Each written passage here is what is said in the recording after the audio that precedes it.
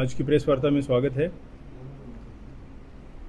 हम यहाँ पे डोडा में, मैं डीआईजी डोडा किश्तवाड़ रामबन और एसएसपी डोडा आपके माध्यम से सभी लोगों को कुछ जानकारी शेयर करना चाहते हैं, इसलिए आज हमने आपको बुलाया। आज एक अमन के रास्ते को आगे बढ़ाने के लिए डोडा के जो रिस्पेक्टेबल सिटीजन्स हैं उनके साथ आज हमारी यहाँ पे मीटिंग हुई।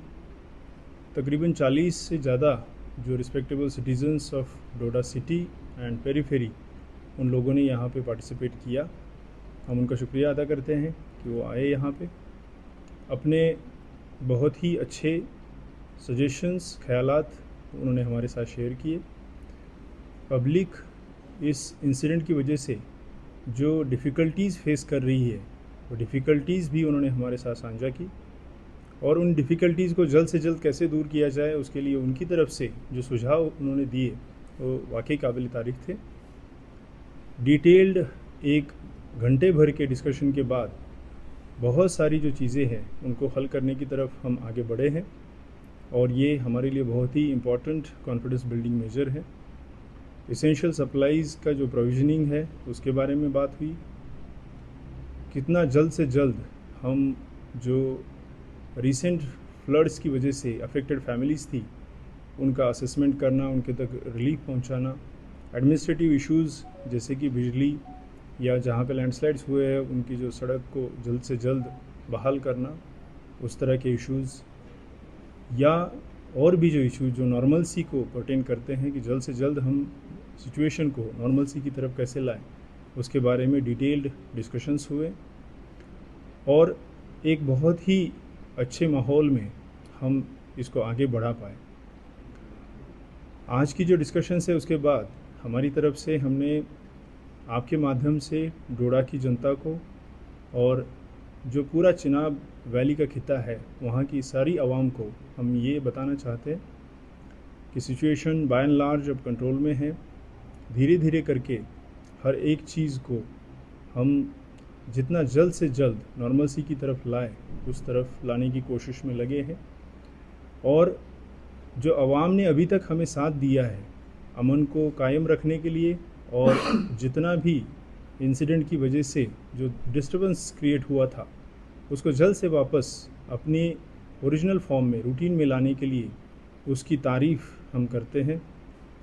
बहुत सारे लोगों ने बढ़ चढ़ के आगे आए, जो भी गलत रास्ते की तरफ जाने की कोशिश कर रहे थे उनको समझाया, वापस किया।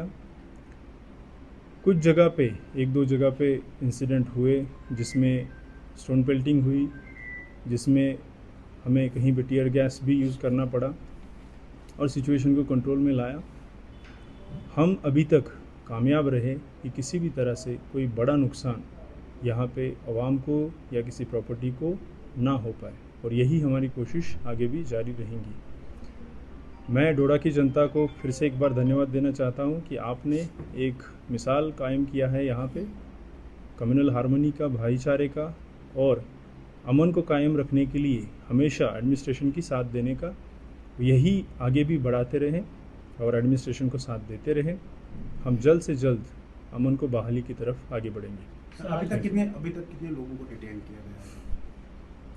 हमने इंसिडेंट के वक्त अराउंड 60 से 70 लोगों को डिटेन वहाँ पे किया था। कई सारे लोग उसमें से जो मुशलाका लेके उनको अपने पेरेंट्स के हवाले वापस कर दिया गया। सर, आज हमने सुबह बताया था एक 10:30 से 11 बजे के आसपास एक एक्सप्लोजन टाइप के साउंड की रिपोर्ट हमें आई थी ठोकर मोहल्ला डोडा से। उसका कॉग्निजेंस लिया गया है, पुलिस और एफएसएल की टीम्स वहाँ पे लगाई गई है। उसकी जो इंक्वायरी है वो जारी है। 2 लोगों को अभी तक हमने उसमें क्वेश्चनिंग के लिए अपने उसमें कस्टडी में लिया है, उनकी क्वेश्चनिंग जारी है। आगे जिस तरफ केस बढ़ेगा उसी हिसाब से कानूनी कार्रवाई की जाएगी। So explosion kind of sound that we have heard, we have collected some samples, evidences. So थोड़ा बैलिस्टिक एग्जामिनेशन वगैरह होगा, उसके बाद पता चलेगा कि ब्लास्ट एग्जैक्टली किस चीज़ का था। somebody के कहने पे जा नहीं सकते। We have to go by the investigation के नतीजे जो आएंगे हम आपसे शेयर करेंगे बहुत जल्द। जैसे मैंने कहा, हर एक कदम जल्द से जल्द अमन कायम हो उसकी तरफ लिया जा रहा है। मैं आपके माध्यम से सारी आवाम को और ख़ासकर यूथ को ये अपील करना चाहता हूँ, अभी तक आपने एक मिसाल कायम की है, डोडा का नाम रोशन किया है, डोडा की अच्छी इमेज बनाई है। इस हम सब लोगों को मिलकर प्रयास करना है और मुझे उम्मीद है कि आप सभी लोग हमारा इसमें साथ दे देंगे। आगे भी जैसे उन्होंने पिछले 2 दिन में हमें सपोर्ट किया है, कोऑपरेट किया है, वैसे ही आगे भी कोऑपरेशन यहाँ की जनता का और यहाँ की यूथ का हमें मिलेगा, ये मुझे पूरी उम्मीद है। और ऐसा ही रहा तो मुझे लगता है बहुत ज़्यादा टाइम नहीं लगेगा कि सारी ही चीज़ें बहाल होगी। सर जिले में कितनी जितनी रिक्वायर्ड है उतनी सफिशेंट फोर्सेस मंगवाई गई है, बहुत सारी फोर्सेस रिज़र्व भी रखी गई है। बट मैं अगेन कहना चाहूँगा कि यहाँ की जनता ही हमारी यहाँ की सबसे बड़ी अमन की साथी है। तो फोर्स की या फोर्स को यूज़ करने की ज़रूरत पड़े ही ना, उस तरीक़े का कोऑपरेशन हम जनता से उम्मीद कर रहे हैं और हम उसकी हमें मिल भी रहा है, अभी तक तो मिला है, आगे भी मिलेगा। इस प्रकार के रूमर्स, ये जैसे आपने कहा, सही कहा, ये रूमर्स है, किसी व्यक्ति पे 3-4 लोगों पे ऐसा कोई पीएसए वगैरह नहीं लगाया गया है। अगर ऐसा होगा तो ये सारी चीज़ें पब्लिक डोमेन में होगी।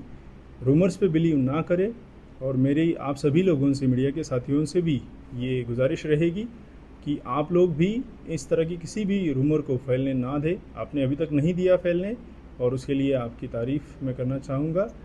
और आगे भी ऐसी कोई रूमर अगर कोई फैलाने की कोशिश करता है तो अथॉरिटीज़ से आप ज़रूर उसको पहले वेरीफाई करें, ऑथेंटिक करें, उसके बाद ही शेयर करें। सर ये भी नहीं, कहीं कोई कैजुअलिटी नहीं हुई है, ऐसा कोई भी अगर है तो ये रूमर्स है और इन रूमर्स पे, अफवाहों पे विश्वास ना करें। अगर आप अपने सपनों का आशियाना बना रहे हैं तो एराकॉट कंस्ट्रक्शंस है आपकी पहली पसंद, क्योंकि यहाँ सिर्फ टाइल्स, सैनिटरी और हार्डवेयर प्रोडक्ट्स की विशाल रेंज नहीं मिलती, बल्कि साथ में मिलते हैं ढेरों फ्री गिफ्ट्स, और वो भी हर शॉपिंग पर। एराकॉट कंस्ट्रक्शंस में ट्रेंडिंग और लेटेस्ट डिजाइनों की बड़ी रेंज है। एराकॉट कंस्ट्रक्शंस फिर ला रहा है अपने कस्टमर्स के लिए साल का सबसे बड़ा मौका। शॉपिंग करो और बन जाओ लकी विनर, क्योंकि इस बार इनाम सिर्फ ऑफर नहीं, एक जश्न है। और यही नहीं, इस बार आपको बिल्कुल नई Alto car, scooties, 10 smart mobile phone सहित अन्य शानदार इनाम जीतने का मौका भी मिल रहा है। तो देर किस बात की, आज ही आए एराकॉट कंस्ट्रक्शंस, जहां घर का सपना भी पूरा होता है और शॉपिंग बनती है फायदेमंद।